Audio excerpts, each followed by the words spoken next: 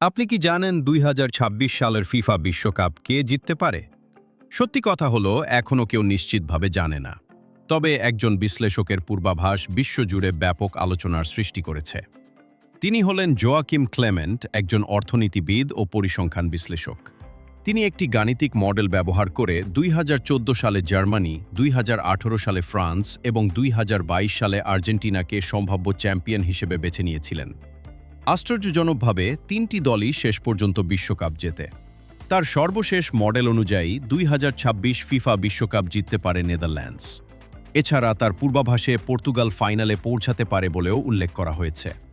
তবে একটি বিষয় মনে রাখা জরুরি, এটি কোনো ভবিষ্যৎবাণী নয়, বরং পরিসংখ্যান, দলের শক্তিমত্তা, খেলোয়াড়দের মান এবং বিভিন্ন তথ্যের ওপর ভিত্তি করে তৈরি একটি সম্ভাব্য পূর্বাভাস।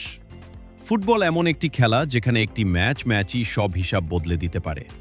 তাই নেদারল্যান্ডসকে এগিয়ে রাখা হলেও আর্জেন্টিনা, স্পেন, ফ্রান্স, ব্রাজিল এবং পর্তুগালের মতো দলগুলোকেও শিরোপার শক্তিশালী দাবিদার মনে করা হয়।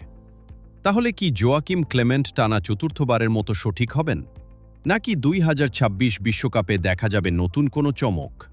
এর উত্তর জানা যাবে বিশ্বকাপ শেষ হওয়ার পরই।